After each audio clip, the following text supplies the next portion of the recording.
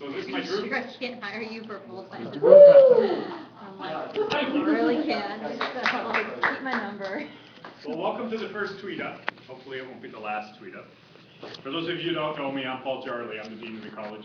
I've been here exactly 2 months. Well, a little more. I came July 1.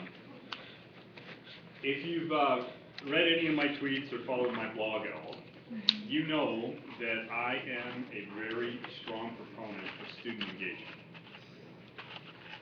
Having all of you engage with each other and having faculty and you all engage with each other and having faculty engage with each other, that's when good things really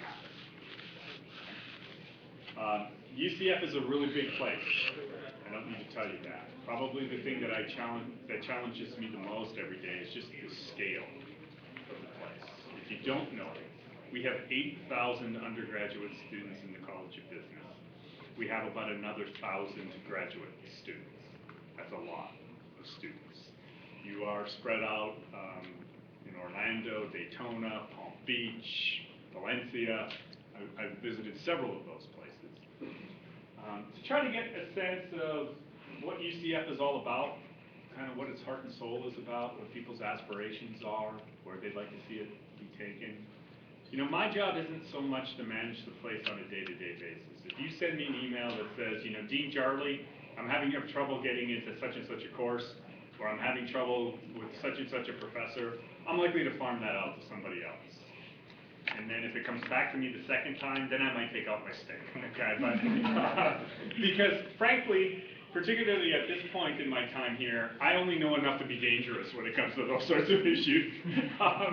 So, you know, I have people who are direct reports who kind of deal with that for me. My responsibility is more to think about what the College of Business should look like 5 years from now and 10 years from now and how we're going to get to that point. You know, the other thing that I spend a lot of time thinking about is what your experience is like here and what sorts of experiences and skill sets I want you to have when you leave here. You know, business schools were originally created to get people jobs in General Motors. Your grandfather went to work for General Motors. He spent 35 years there. When he was done, he got a gold watch. He got a defined pension benefit plan, and he got health insurance for life. You're going to get none of those. The average American changes jobs 9 times by age 35. Now, before you freak out, some of those are crappy pizza delivery jobs you've already had. But the point being that you are not going to enter your professional job market, get a job, and do that for the next 35 years. Not happening. The most successful people I see in the world today are people who have figured out how to reinvent themselves every 10 years or so. And one of the things you have to be asking yourself while you're here and after you leave is, what am I doing now that's going to position me for what I'm going to be doing 5 years from now? General Motors used to do that for you. And when they hired you in, they knew kind of what your trajectory was going to be. They knew how many people they needed in certain positions, and they would kind of take care of you along the way. And you're not going to have that luxury, quite honestly. The only people who are going to do that for you, it turns out to be you. Right? So helping students kind of understand that and navigate that and think about that very purposefully is something I take really, really seriously going forward. But tonight, you know, I'm here just to field questions from all of you, my loyal followers on Twitter, and you know, to engage in a little bit of conversation about what your hopes are for the college and what you'd like to see me do, and I'll, you know, throw in some thoughts along the way. So yeah, tell us who you are. Brian Hare. Yeah, no, your app. I mean, I need to know your first. I don't know you by your real name. My virtual name is Brian_Hare. So there you go. Not much creativity. I want to know what you think is the most important thing to learn from college.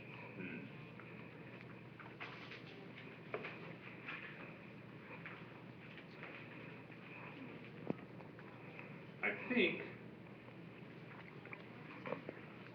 I'm just going to give you my perspective.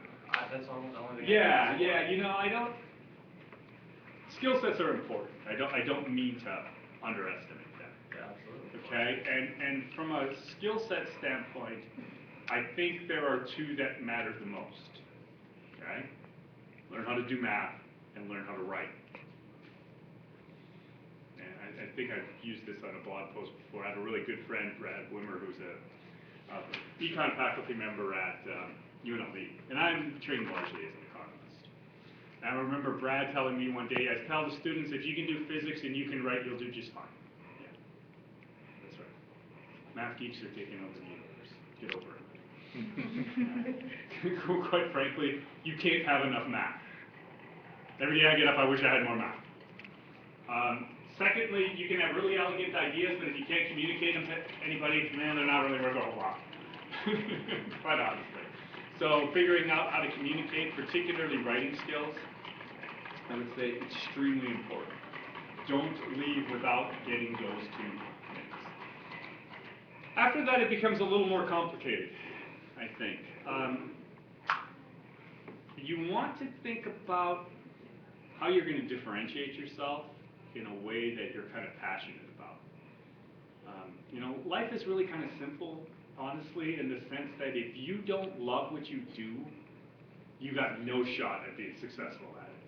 My morning, well, let me give you Monday, I had lunch in Disney, and I drove to Daytona. I met with a group of people there. I got home at 10:30. My first meeting this morning was at 7:30. Here I am. Okay. That's sort of my typical day. And frankly, I think I'm stealing. Okay. They send me the check. I don't really pay that much attention to it. My wife does. Okay. But honestly, I don't pay that much attention to it. So something you love is really important. And then how does that differentiate you in pursuing your dreams?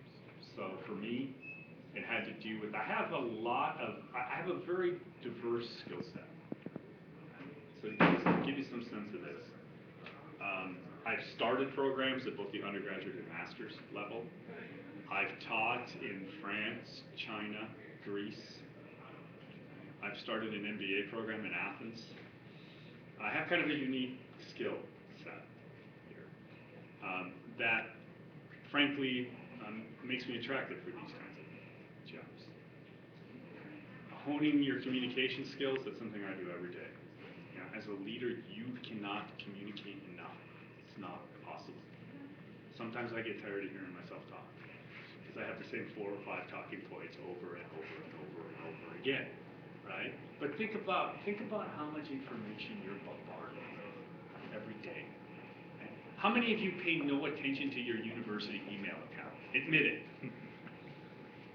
Yeah. Right? I'm trying to break through that noise. I get 130 emails a day, 5 of which I actually pay attention to. In the sense that I read them from beginning to end and actually do something. That's the result of it. Right? So I'm competing for your time.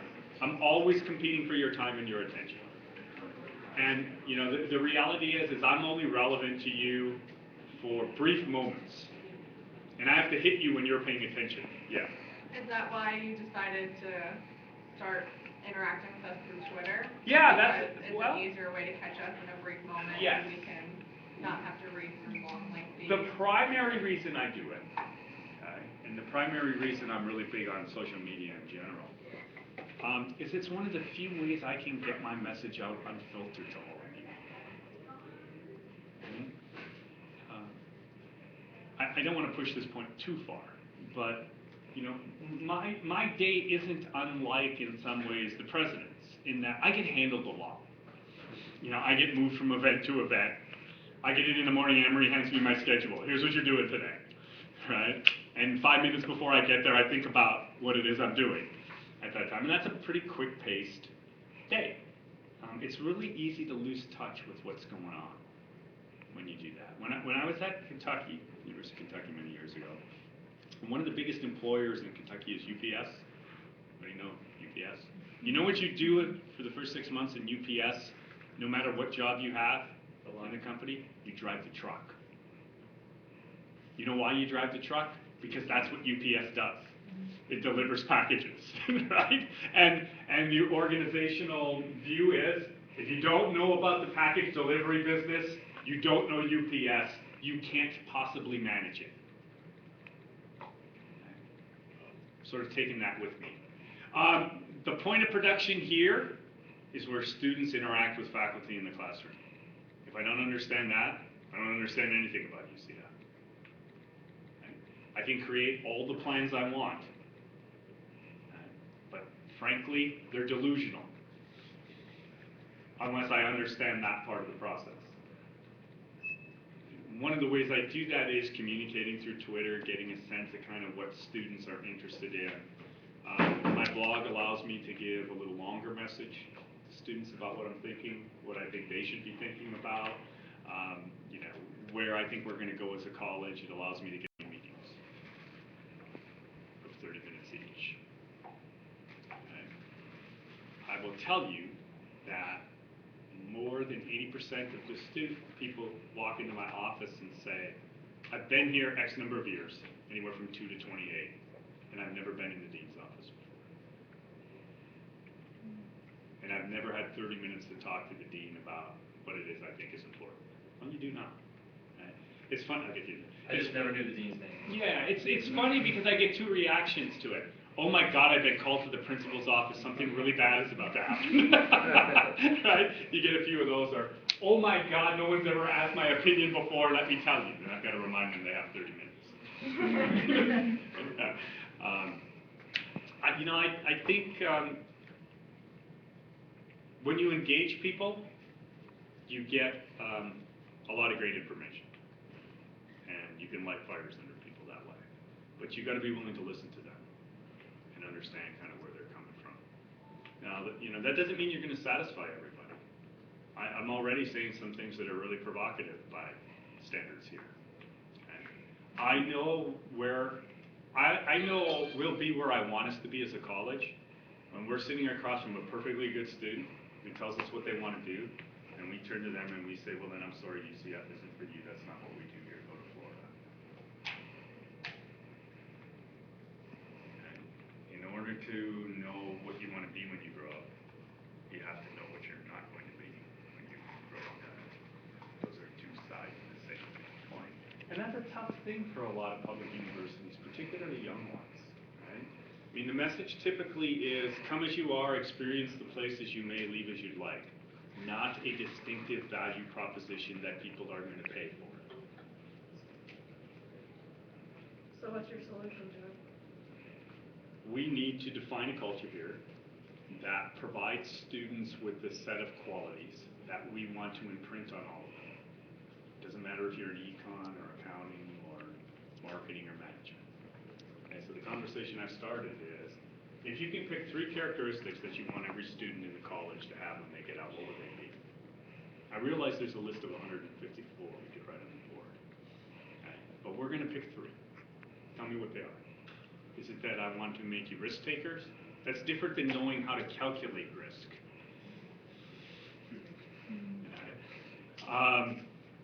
Do I want you to be data-driven decision makers of a particular kind? Do I want you to have a particular perspective on business? When I was having lunch yesterday, I'll name drop a little bit. When I was having lunch yesterday at Disney, I was meeting with an alum of the college who is the CFO for Disney Worldwide, by the way. Okay. He did his undergrad here in accounting and finance, and then he went to Wharton. And when I said this to him, he looked at me and he said, that's absolutely right. When you go to Wharton, you know right away, we crunch numbers. That's what we do. If you don't want to crunch numbers, don't come. Okay? You want to develop your emotional intelligence, not us. That's what we do here. Wharton doesn't have any problem attracting students. And #1 finance program in the world. Hands down. Is that University of Pennsylvania? It doesn't hurt that, Benjamin Franklin founded the place either, but. But part of what's interesting about that is Wharton has developed such a unique brand identity that people have to be reminded that they're part of the University of Pennsylvania. They actually have a stronger brand than Penn does. I mean, think about that. Right? That really means that you arrived. It's like only needing one name, Madonna, right? I mean, it's sort of the same thing. Wharton, people don't say, well, where's that, or what is that? And people immediately conjure up certain images. That's what I want here. Now, this isn't an 18-month project. It's a 10-year project, okay? Just to be clear on that. Faculty and students will like to talk about their program. You're an accounting major, you're an MIS, well, you used to be an MIS major. And I will say to them, no, that you don't have a program. You have a list of courses that people need to complete in order to get a degree. That's an entirely different thing. And they sort of stopped and stepped back. I said, well, tell me what conscious activities that you're putting together that are going to lay out over the course of the time that people are here that are going to win something on time. Let's all agree you all need to know how to calculate net present value by the time you leave. That's not really it. That's not really what I'm talking about. Okay? That's not going to differentiate you in the marketplace. It might comfort your employer that you know how to do that. What's going to differentiate you in the marketplace? Well, you tell me. I mean, if I tell you it'll differentiate you, you'll all have it, and then it won't differentiate you. Right? I mean, so right now, when I look at a story I like to tell, many of the rankings of business schools occur, U.S. News in particular, by having deans rate schools on a scale of 1 to 5 on how good they think they are. And I know that I'm about to get the U.S. News and World Report survey because just before I do, I get inundated with magazines from every business school in the United States. I could fill this room with them. Okay? And you know what? They're all globally, sustainably, entrepreneurially, there's one more, strategic, all of them. And what that tells me is that's no longer a differentiator. That just means you're a modern business school. So what else you got? Well, creativity. Right? Yeah, a lot of them are doing that one too, innovation, creativity. Well, how do you make somebody creative? Well, How do you measure creativity?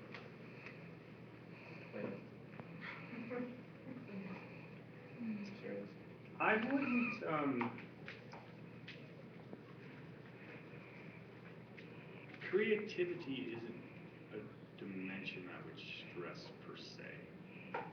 And the reason I'm processing this up here is a lot of creativity isn't necessarily marketable.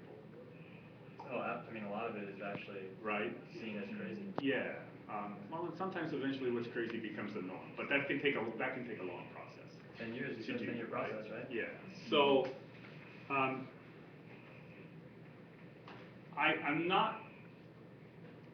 If it was up to me, one of those three characteristics would not be creativity per se. What would it be? Getting you to take more risks, I think, would be one that's really important. So being fearless. That helps. During that process, in what I set up for you, I'm going to have you fail a few times. Good. Recovery from failure really matters. Some of you might also know I'm a really big baseball fan. If you get a chance to come to my office, you'll know why. But one of the reasons I like to use baseball metaphors a lot is think about this. If you get 2 hits in every 10 at-bats in baseball, you're not a Major League Baseball player. No shot. You're done. You get 3 hits in every 10 at-bats, you're in the Hall of Fame. Life is played on a really, really narrow margin. Okay? I'm also a really big history buff. I read a lot of autobiographies. And I think one thing that you find when you read a lot of them, and I'll come back to baseball here too, is almost every really successful person I've ever read about failed miserably at one point in their lives. Winston Churchill was responsible for Gallipoli, which was the biggest massacre of British troops in World War I. Weighed on him really heavily for a long time. Abraham Lincoln lost every election he had ever been in but one prior to being president of the United States.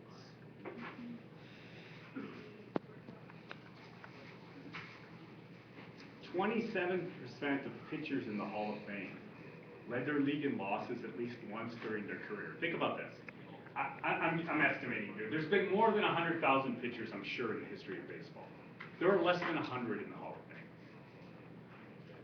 If you led your league in losses once during your career, you sucked epically. Okay? So, I mean, to give you some sense of this, you probably lost somewhere between 18 and 20 games in a season. That's really bad. But two things have to happen for that to occur to you. One is, you have to have a manager who has enough faith in you to say, I know you're struggling out there, but I need you to go out there today and scout for us. Here's the ball. Right? What's the other thing that has to happen? Take the ball. Yeah, right? I mean, yeah, you have to take the ball. You have to persevere through that. Perseverance, I think, is a really key trait. Data-driven decision-making, I think, is a really key trait. When you say risk-taking, you're talking about from a student perspective? Absolutely. Look, this is honestly, I mean, most students don't think about it this way, but now's the best time for you to fail. Because the costs are a lot lower to you right now than they will be when you're out in the real world and using somebody else's money and they get really grumpy when that happens, right? I can help, right? Business school is big on helping you assess risk. I'm not telling you to be stupid. That's a different thing, right? But a good business school education tells you how to assess risk and teaches you that there's a risk-return trade-off. The guys who thought that that was no longer true put us in the recession that we're in. Because there was a risk-return trade-off. I've never met an entrepreneur who didn't tell me the story. They go something like this. I went to bed one night not knowing where payroll was going to come from the next day. Didn't know. Every single one of them.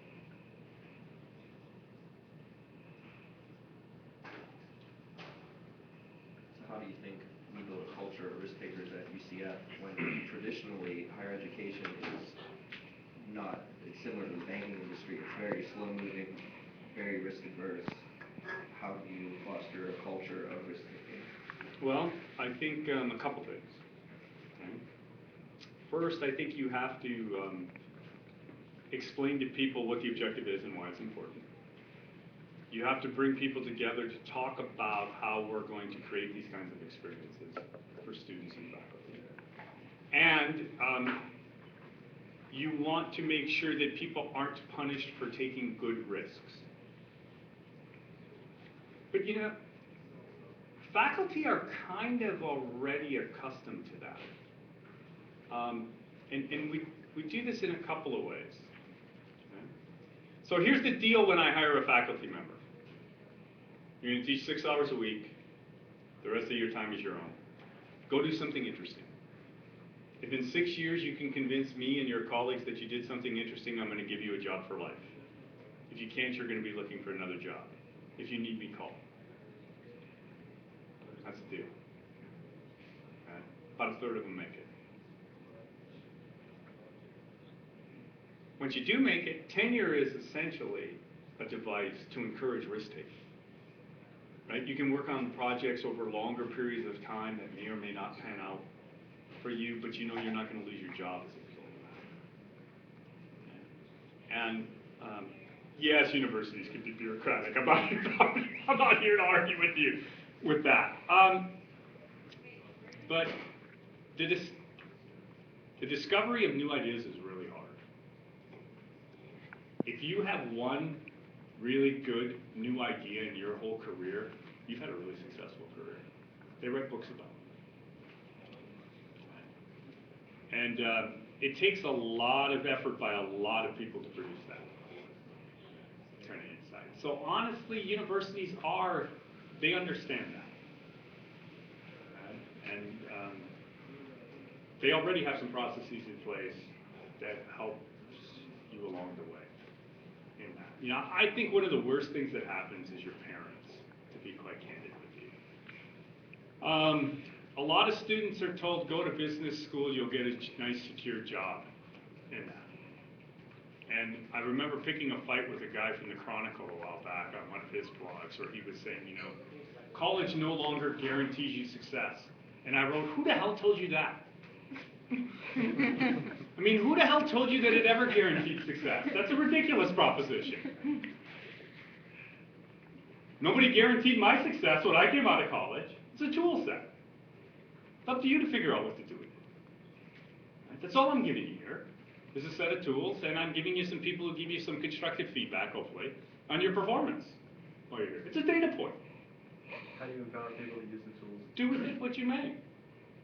Well, I don't think I need to empower you. Go out there and do something. I mean, this is back to what I was talking about before, right? With my faculty. Do you need me called? Just being readily available. Yeah, well, for faculty, I mean, look, one of the great parts of my job, and one of the worst parts of my job, I guess if you're about to think about it this way. Every day a faculty member gets up, other than those 6 hours they need to be in class, they get to decide what they want to do. I don't tell them. I don't know where they might find a discovery. I don't know what they find is interesting, what might lead to an insight. That's their problem, not mine. I don't direct that in any meaningful way. And this gets back, you've probably seen this if you read my blog regularly. Look, the greatest education happens when you get a chance to sit down next to somebody on the log who has something interesting to say and have a conversation with them. All the research we do here, all the preparation is so that person on the log has something interesting to say. That's what that's about. Back in the old days, when Harvard was first established, they paid people by how many people showed up for their lecture. And that's how it was originally financed. And so, have something interesting to say. I'm not real big on making sure your education should be a personal experience for you. Getting a marketing class from Professor X versus Professor Y should be a different experience. Right? Because they should provide you with some personal insight into marketing. It's not in the textbook. Otherwise, you just take the textbook home and read it. Another thing I think that's really key to risk-taking and to giving you a good education is to get you out of your comfort zone. No real learning occurs without it. Don't confuse that with good grades. That's an entirely different matter. Right? But if you're not uncomfortable, you're not learning. On that topic, I'm experiencing Cornerstone right now, and I've been working in software development for the last 15 years prior to joining UCF a couple semesters ago. And from my prior experience, my view is the Cornerstone is an excellent addition to the students' experience at UCF. It is kind of a pain in the neck. It gets you out of the comfort zone. It's not the greatest experience sometimes in the group, but lots of the world. But as I compare it to what I've experienced, right? It's a great preparation for as I compare it to what I've been through the last 15 years. Yeah, one of the most successful things we did at UNLV is we paired business students with engineering students. Engineering had a senior design competition for, I think, 10 years. And not one of those products ever went to market. And that's because engineers think about technical solutions. They don't think about market solutions. And I would tease my good friends at the College of Engineering all the time that no engineer would have ever created the iPod. There's no buttons on it. That would have been incomprehensible to an engineer, right? I mean, they would never think about it that way. Teaming them with business students made them think about the market and how they were going to sell this product and what the needs of the customer were. And I will tell you, those two groups of students fought with each other like cats and dogs. They really did. I mean, the person who ran those projects had a referee regularly. Okay, because the first thing they learned is they don't even speak the same language, right? It took them like 6 weeks just to figure out how to talk to each other. And then when they did figure out how to talk to each other, they didn't like what each other was saying. Just like the real world. Yeah, right? Just like the real world. That's how it works. And by the end of the first year, we had 2 LLCs come out of those projects. First 2 ever. Second year, we had 3. Huh. Do you have any ideas for, you'll rarely see people walk from the business building to the engineering building. I don't even see business people walk from the 3rd floor to the 4th floor. To be quite candid about it. Yeah, I have some ideas. One of the things I think, one thing I'm waiting for there is search is underway for a new dean of engineering. That'll be a really key person as part of that. Because, I mean, risk-taking and rewarding it and those sorts of things. Look, the faculty member in management and a couple of faculty members in engineer who took on that project to begin with, that was a huge risk.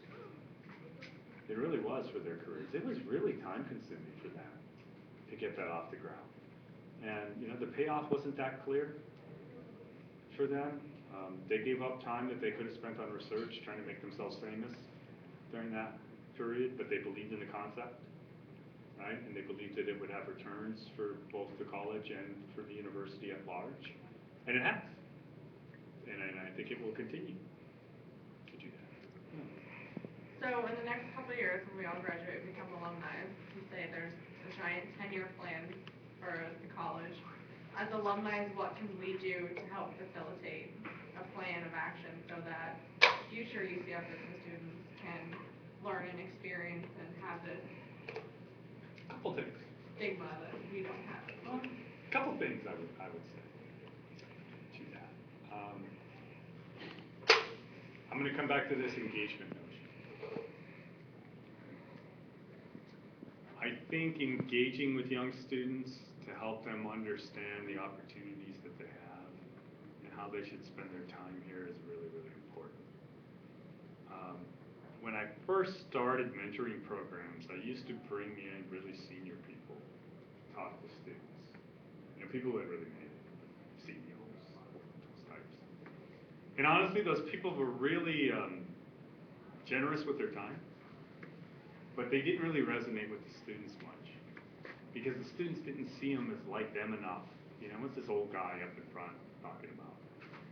You know, I found that students who are out 3 to 5 years are the most effective in having those conversations with up-and-coming students because the environment hasn't changed that much usually over that period, and they can give students kind of a realistic preview of what life is really like out there depending upon, you know, their chosen profession. And I think a lot of students don't realize that the lifestyle choices that accompany the different majors in the College of Business are really quite diverse.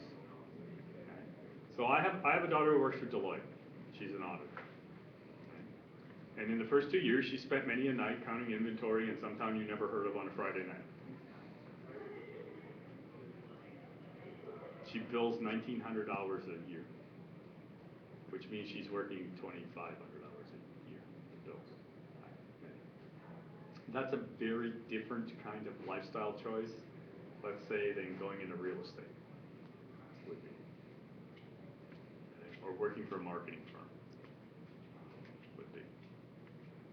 And the earlier that you can help students understand that and the kinds of choices that they make so that they make good ones, the better off they're going to be. I think alumni can be extraordinary advocates for change. You know, faculty listen to alums. They do. Come back, tell your story, tell what went right, what went wrong. They pay attention to that. That matters. You know, putting your money where your mouth is never hurts either. Quite honestly, if you have the money to put, right? Money and time, right? Those are the two big assets that you have. There's plenty of good work to be done. That's not hard. But honestly, when we make these choices and we structure the college and focus the college more, some of you aren't going to like it. Sorry. Yeah, I don't know which ones yet. But by the very nature of choice and becoming something and not becoming something, some of you are going to like it more than others. You know, I offended some students a couple of weeks ago by talking about that I didn't think online learning was the way that we wanted to go because I didn't think you could make people uncomfortable online. And a few people write back and say, I've lost all respect for the university. And I resisted writing back, yep, sorry. Right? Yep, sorry.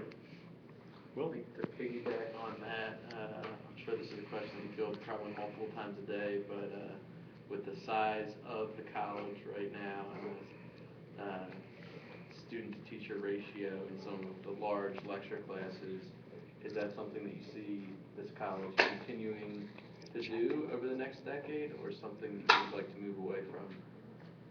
Yeah. Thank you for clearing This is a really complicated issue that I'm not going to have a short answer for. Technology is just a tool. A hammer has no moral authority one way or the other, right? It's all in how it's used. Technology can be used to substitute for faculty, or it can be used to complement what goes on with faculty. I would prefer the latter. Right? There hasn't been that many technological innovations in higher education. The pencil, chalk, maybe the PowerPoint. That's about it since Aristotle, right? Until online learning came on. I think that technology is going to evolve in such a way that we are really going to change kind of how we deliver material and how we deploy faculty.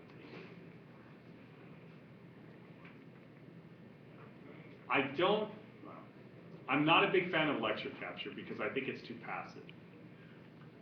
But I think it's an intermediate step to more interactive kinds of technologies, which could allow for experiments and risk-taking with relatively low-cost failure associated with them. You know, one of the things that we're actually really blessed with here at UCF and in around Orlando is we have a lot of companies that specialize in simulation and gaming and its applications to education. And I think there's great promise there. What I like about it in particular is it's a way to build in and scale experiential learning kinds of exercises that shift faculty away from being lecturers and more towards being coaches for students as they experience certain kinds of processes. That would allow us to teach a fairly large group of students in a very different way by taking low-value activities away from that faculty so that they can concentrate on high-value activities, being on that log a lot more. That will really kind of revolutionize how we do things here. I had a really cool experience a few weeks after I got here down at FIA. Have any of you been down to FIA? FIA is run by Ben Knoll. Ben came out of EA Sports, and they have a master's program where they bring in artists, computer science folks, production people, and teach them how to put together video games. And I went to their senior project presentation. They have, I think it's 30 students in a cohort that they bring in each year. It's either 30 or 60, I'm sorry, I forget. But they pitch ideas at the beginning, they do some trials, but it gets funneled down to just 3 projects that they show at the end. Right? And so I was there to see the 3 final projects. The first one was a fairly standard kill the mutant hyenas while living on the back of a turtle kind of game that you would probably get at GameStop. Okay? And my 12-year-old mom, by the way. The second game was designed to help people build vocabulary for the SAT. It was called Penned. And depending upon the word choices that you made, the game changed interactively in ways that revealed to you kind of what the words meant that you chose. Okay, that was very cool, I thought. The third one was called Plushy Night. And this gentleman gets up and he looks like a lumberjack. I mean, seriously, he's got this scraggly beard and his hair is all wild and he's wearing a flannel shirt. And he says, we wanted to explore the role of emotions in games. The game's called Plushy Night. That's all I'm really going to say about it. He sat down. the game starts and there's a little girl and she's holding a teddy bear. And the teddy bear transforms into this knight and it takes her on a quest. And at the end of the quest, you learn that the quest is about her coping with her father's premature death. And there's not a dry eye in the place. And I went up to Ben afterwards and I said, wow. You know, he said, we had a bet on whether or not we could make a video game that would make people cry. Yeah. And I was sitting there thinking, you know, what the applications of that would be in like family therapy. If you modified that game just a little bit and gave it to kids who kind of had that experience. Counselor with them. If we can do that for that, surely we can do that for net present value calculation. Right? Yeah. So, you know, I think it's going to get there. I'm not going to throw the short answer. I'm not throwing the technology overboard. But I think we need to modify the technology in serious ways to achieve somewhat different outcomes than we have currently. That's how I would. And applying lessons they learned in the classroom. Do you think that that's a good strategy going forward? Yeah, I think it is. What you need to know though is it's really labor intensive. Staffing those is. Why do you think? Well, if you're going to do this right, you need a kind of a coach for at least every 5 teams to help them kind of navigate what they're doing, make sure the end product is good, help them to debrief on what's going on in the dynamics and whatnot. I mean, you can let them go unstructured if you don't mind what comes out the other end. Are the coaches in the business community and mentor network? Yeah, some of them are. I mean, I think one of the questions is what's the capacity for that? That is not a minor time commitment.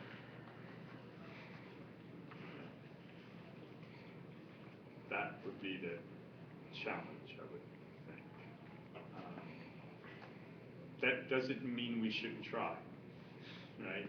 That means I would probably want to pilot it with a small number of groups before I sort of turned it loose on 8,000 students. You know, a good example of this, I got a few of them in the audience here, the professional sales program people. That's a really high quality experience. Okay, which has a lot of industry kind of input into it, which happens for how many students? 30. Yeah. Okay. How many marketing majors are there? I think roughly 1,000. I think that's what I've been told. That's a really small percentage, right? To replicate that for the whole group. Kind of going off that, do you foresee in the future having more programs like that for different majors? Because I know we have professional, you can be marketing general, you can be sales. The answer is yep. Good. Okay. I call them signature experiences. I created a couple at even on the at Kentucky. I think those are really value added. You know, one thing I'd like us to do. I was king for a day, I'm not. But I would like to see our sports management program take a much more quantitative approach. Have you seen Moneyball? Some of you? Yeah. So I had a meeting with Alex Martins not too long ago. He's the guy who runs the Magic downtown. He's an alum of college. And I said to Alex, hey Alex, anybody using Moneyball kind of notions in basketball? He listed 6 teams. He said, I employed 10 here. I said, if I could get you more, would you hire them? Yeah. I said, both on the player asset valuation side and on the operation side. Back to my point about math geeks taking over the universe. Okay.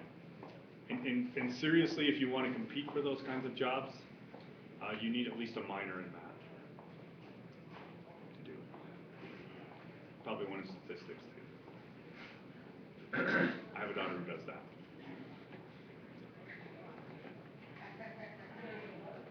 But that would be a great thing.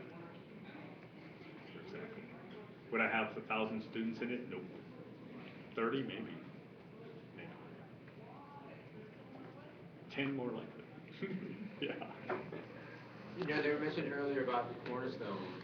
I don't know if you were going heading towards that, but is that in your 10-year plan that to recreate more real-life experiences? So it's not just being fed what we get in the textbook and in a lecture. I want you to touch stuff and get your hands dirty. Yes. But I think a lot of times when students hear me say that, they think that I'm devaluing, quote unquote, conceptual learning. Oh, that would not be my goal. That would not be my goal at all. Okay? I think exercises that allow you to apply concepts so you understand the value of them is where that needs to go. We are not a trade school.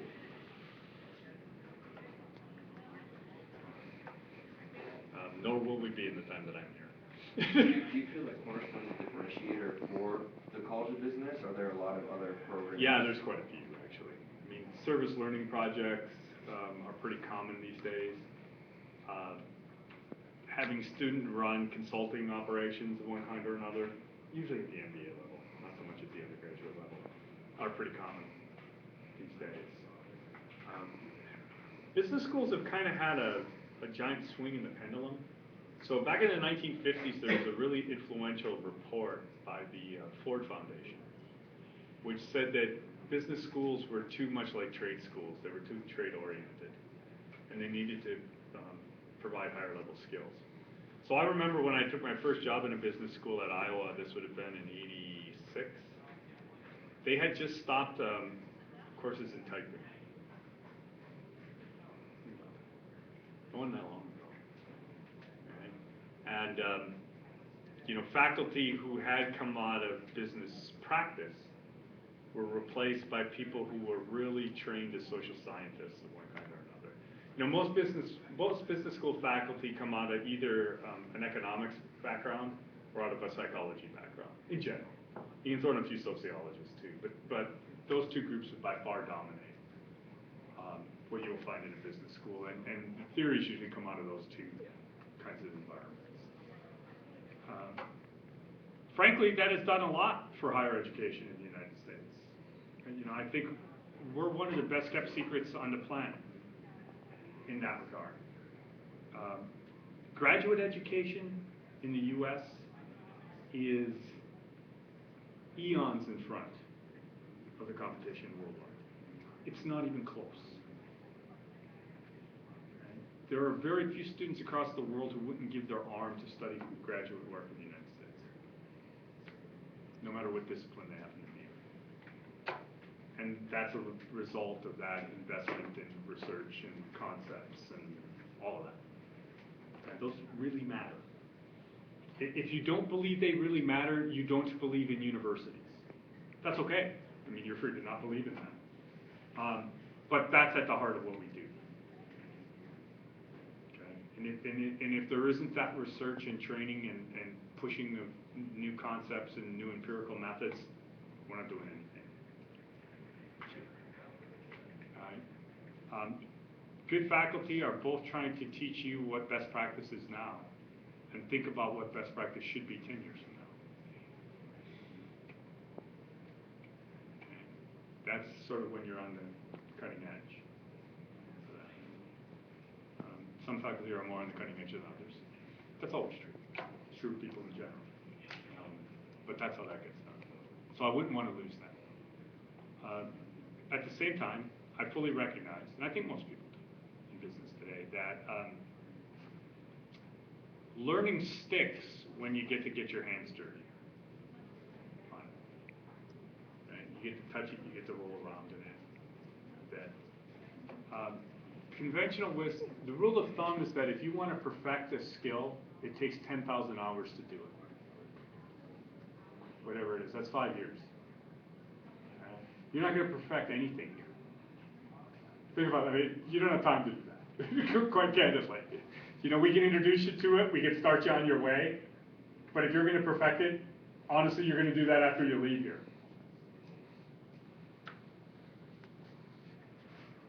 So it comes down to the individual person. Well, I mean, part of that is unquestionably true. I mean,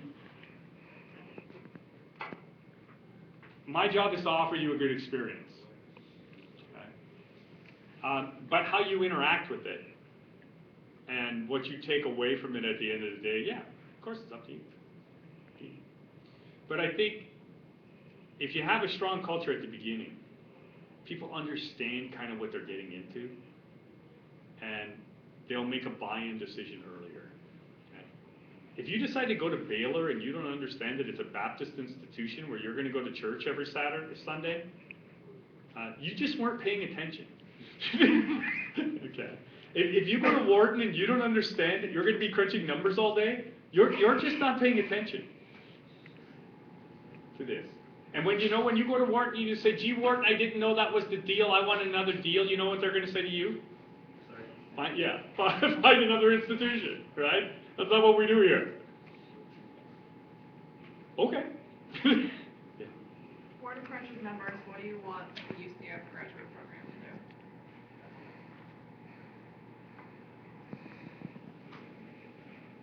Well, I come back to those things I mentioned at the beginning. I want you to be data-driven decision makers. I want you to know what that's like. I would like you to be risk takers. I think that's important going forward. I would like you to be exceptionally good communicators. If I can get you to be those three things, you'll do really well. So as uncomfortable as we are as undergraduates, you want to make us even more Yeah. uncomfortable as graduates? You're going to be uncomfortable forever. Get over that. Oh, I'm okay with that, it's fine. No, I'm serious. I mean, I'm uncomfortable every day.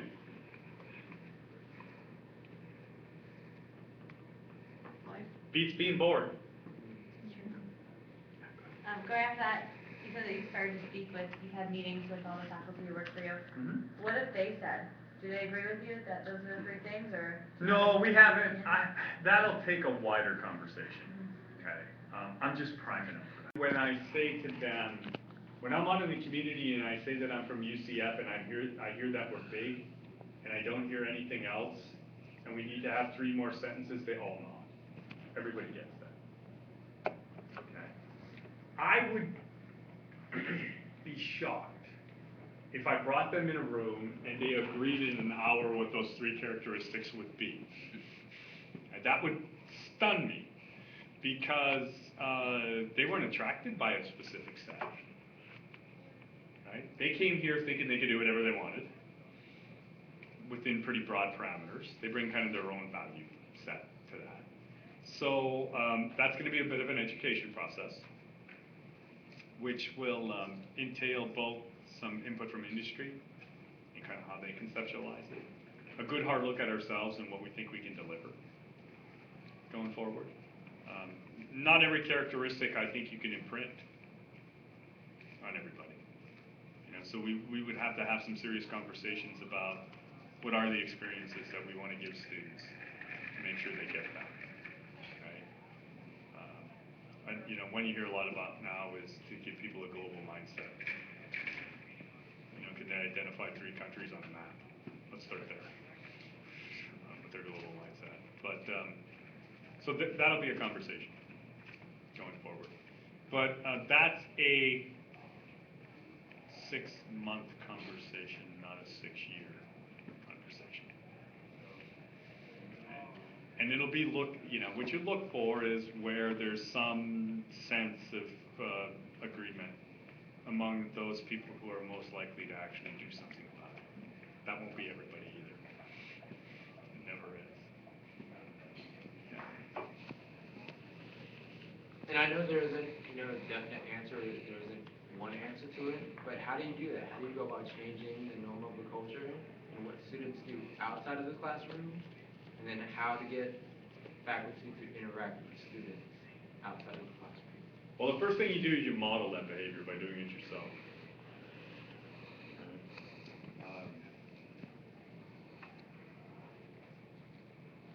A lot of times, what I show up at and what I don't show up at tells people a lot about what the organization thinks is important and what the organization thinks isn't important. Secondly, incentives matter. Rewarding people for engaging in those kinds of behaviors and not rewarding people who don't engage in those kinds of behaviors is part of that process. Getting some early wins as part of it, I think, is really important. I'm not I would not advocate, nor am I in a position to make a wholesale change that would affect 8,000 students simultaneously. I think that would be a mistake. Do you think it's impossible? Because, yeah, I'm sure it is. I mean, it would be a train wreck. UCF is such a young university, Mhm. and what she asked, I think it was you, or you two, asked, what can we do as alumni when we graduate to aid to this? And what's coming to my mind is just like being successful, like just taking, representing the university in a way, like I came from UCF, being proud of it, and just doing great things and then going back and then being active. I mean, I graduated in 2008, and it's great to come back here and hear this and see this kind of grassroots, he's down here talking to all, I mean, all of us. I mean, that's fantastic. And a lot of what's been said I can really resonate with, because my experience at UCF was just phenomenal. I didn't do a quintessential go to class. I went to class, but that sounded really bad. I went to class, but I did so many things outside of engaging faculty, and I lived in the venture lab and the different coaches, and I did all the business plan competitions and won 2 of them, and that experience and the people that I met from that experience, it just catapulted everything I've done. And like, I graduated in 2008, as I said. I've just been going on. One way you help to change that culture, I remember when I was really young, I think I was about 8, and I was watching Monday Night Football. And this is when the Raiders were the Raiders. You guys are all too young, but the Raiders used to be this giant morass of people who never got along ever. I mean, they were sort of a cast of colorful characters who were really independent and were known for sort of breaking rules all the time, sometimes on each other. And that week they had one of those kinds of events. I think somebody slugged somebody in a locker room, and it got all over the press. And it was near the end of the game, and they were winning. And Otis Sistrunk, who was this giant bulk of a guy who had a bald head, took off his helmet, and steam was kind of pouring out it, and another player went over and just gave him a giant bear hug. And I'll never forget, Danny Don Meredith said, "Everybody loves everybody when you're winning." Yeah. Okay. So, that's one of the things I like about the professional sales program. And it's a nice pilot project which shows what's possible. And by having those students be successful, and having them talk in the community about the kind of experience that they had, and have them talk to other students about the kind of experience that they have, will agitate for change, and for spreading that, and for people saying, how come I can't have an experience like that? Right? Or Professor so-and-so did a lot of really applied work with us, how come you don't? Right? And the first will be, but after they hear that, look, 5 students saying the same thing is a scream. I will tell you that. 98% of student evaluations that are done by students have no comments on them at all. None. They might provide score, usually, the typical student evaluation. 5 people think this, by their scores, think this faculty member walks on water. 5 students think he's Attila the Hun. Nobody else cared. What does that mean? Beats the heck out of me. Right? But if I see 5 comments in one class that says Professor so-and-so didn't do X well, whoa. That's a lot. I mean, if 5 people wrote it, 30 people were probably thinking it. That's something that a faculty member will pay attention to. And faculty read their student evaluations and they care about it. Trust me. They do. Particularly if they think people are trying to be constructive. It matters. I don't have to tell them anything.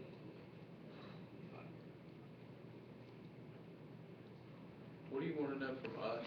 The rest of us have probably been here longer than you have, is there anything? Oh, for sure you have. Feedback that you want from That's us? a certain, yeah, I'm still trying to understand the truck a little bit. Okay? I'm trying to understand how students kind of experience the university here, kind of what their aspirations are more long-term. I realize there's some heterogeneity in it. Well, there always is. But, you know, the people who are most active in the building, folks like you, are the ones who are most likely to help shape the culture of the place. And to come back to the question, I mean, this isn't something I can do by myself. I don't do any of the teaching or any of the research in the building. I can motivate, I can describe a vision, I can get people to believe that it's an achievable vision. I can highlight success stories. I can allocate resources towards those success stories. I have some levers associated with me. But, you know, honestly, I have a leg up on most enterprises in this regard. Most faculty got into this business because they care about those things. We don't make shoes here. Okay? And if you talk to faculty, they will all be able to relate to you a transformative experience they had when they were students that got them to where they are. Every single one of them. They get that. So what experiences did you have that got you to where you are when you were?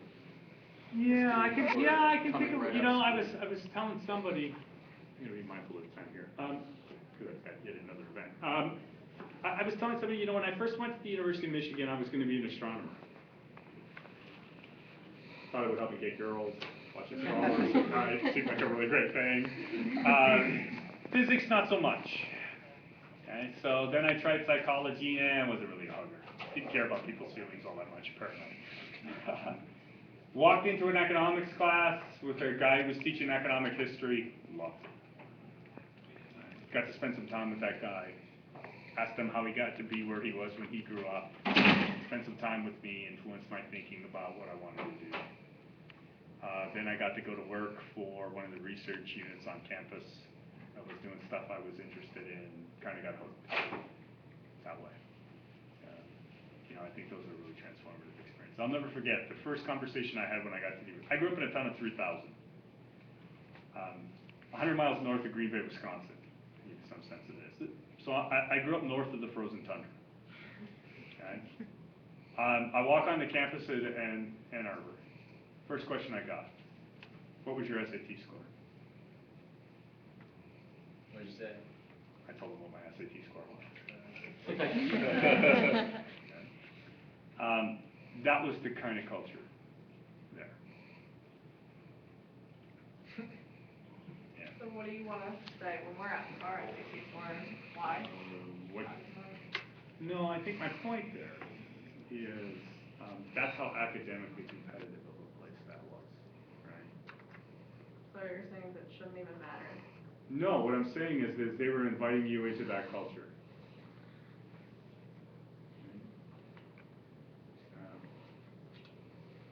You will see this still kind of in commercials from the University of Michigan. They'll talk about the Michigan difference. And I would propose it this way. Everybody who went to Michigan thought they were going to be really great someday. If they didn't think that, they didn't go. I never heard anybody in Michigan ever say, I'll settle for a C in that, ever. Didn't happen. I remember reading, 2 years ago, Michigan changed their football coach. And Rich Rodriguez left, and they brought in. I thought about it for about 10 minutes, and I talked to my family a little bit, and then I thought, I'm at the University of Michigan. This is the greatest education I could ever get. I think I'm staying.